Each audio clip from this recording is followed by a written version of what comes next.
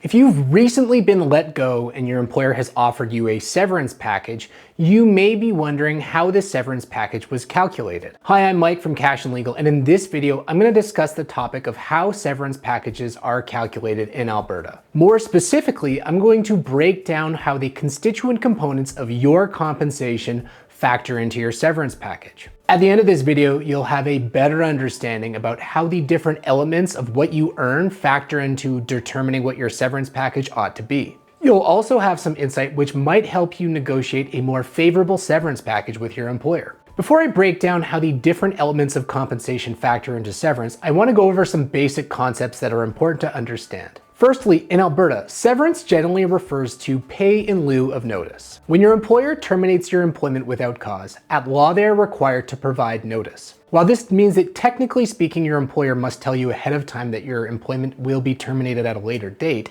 in practice employers generally provide pay in lieu of notice. Pay in lieu of notice, or severance, is intended to compensate the employee for what they would have earned had they been given the opportunity to work through the notice period. It's important to understand this when assessing a severance package because it's helpful to know that the severance package is intended to mirror what your compensation would have been over a prospective notice period. The other thing you should know before understanding how your severance package is calculated is the impact of the terms of your employment. The terms of your employment may include language impacting your entitlement to severance. For example, you may have language in your employment contract which limits your entitlement to notice or pay in lieu of notice, and this language might have an impact on your severance entitlements. Further, there may be plan documents or policy documents that stipulate how other forms of compensation are accounted for at the time of termination of employment. The important thing to know is that language limiting your severance rights must be clear and unambiguous, otherwise it might not be enforceable. If you have any questions about whether the language in your employment contract or a plan or policy document impacts your entitlement to severance,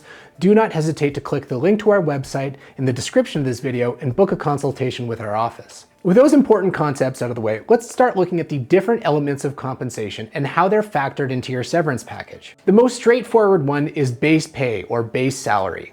This is generally very easy to calculate because all you really need to do is extrapolate what you would have earned over the notice period. For example, if you make $120,000 a year and your notice period is 6 months, your base pay component of your severance package is $60,000. Base pay is relatively straightforward, but there are other elements of compensation which are not so clear-cut. One element of compensation that frequently comes up during severance negotiations are bonuses. In this scenario, it always depends on the terms of the bonus itself. For example, if you have a contractual right to a bonus that's based on some specific metric or objective standard, that is relatively easy to calculate and relatively easy to determine whether it forms part of your severance package. In the alternative, if you don't have a clear contractual right to a bonus or your bonus is labeled as discretionary, this can create some ambiguity as to whether this should form part of your severance package.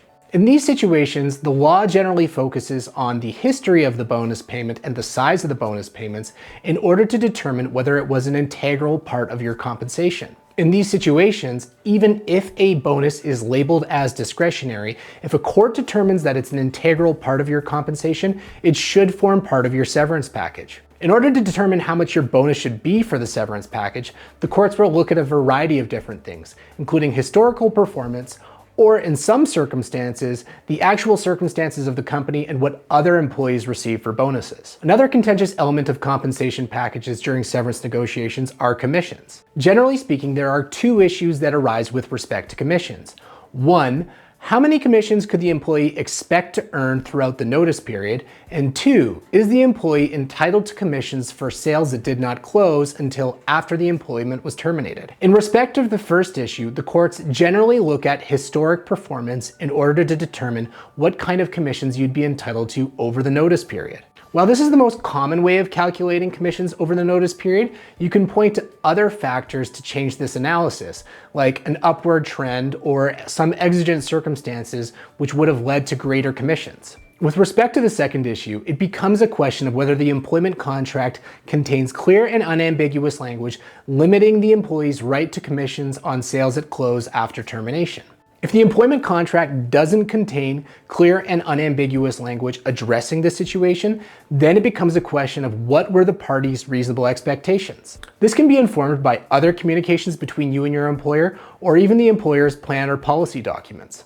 Another element of compensation to consider when assessing your severance package is benefits. If you receive benefits from your employer, you will lose those benefits upon the termination of your employment, and that should be accounted for when assessing your severance package. Generally speaking, there are two ways that courts will do this. Sometimes courts will look at the employer's contribution to the benefit plan and quantify it on that basis.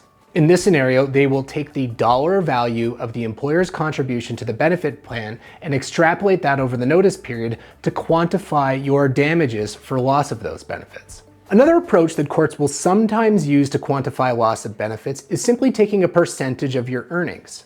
For example, they may simply quantify benefits as 10% of whatever you would take home in a year. Another important element of compensation to consider when assessing your severance package is vacation pay. Upon termination of employment in Alberta, your employer is legally required to pay out all of your accrued and outstanding vacation pay. This is the case if your employment is terminated with or without cause. But there is another issue with vacation pay, which is the vacation pay that would accrue over the notice period. There are competing court decisions on this issue, and one line of cases stands for the position that if you'd been given the opportunity to work through your notice period, you would have accumulated vacation pay through that notice period. That line of cases says that the employee's severance package should include whatever vacation pay would accrue over the notice period. The competing line of authority says that because the employee would not have to work during that period of time, this amounts to double recovery and should not form part of the severance package. Your severance package should also account for your pension contributions or your RRSP plan contributions.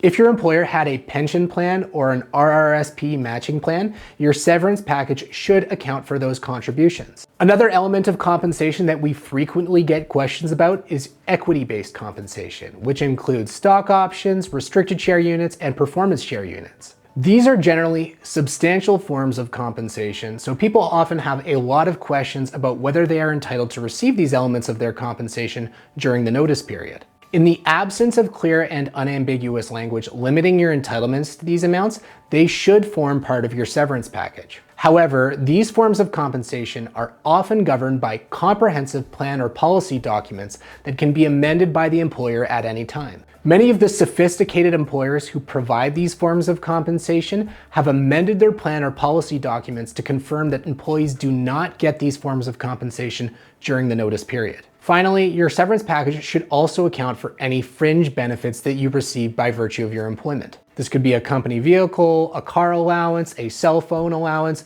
or a company gas card. Effectively, any component of your compensation should form part of your severance package unless there is clear and unambiguous language limiting this right. If your employment's recently been terminated and you're looking for someone to evaluate your severance package, we can assist you with this. We provide employees with clarity about their severance entitlements, strategies for negotiating better severance, and peace of mind through sound advice and strong representation. If you're looking for assistance with your severance package, do not hesitate to click the link to our website in the description of this video and book a consultation with our office today.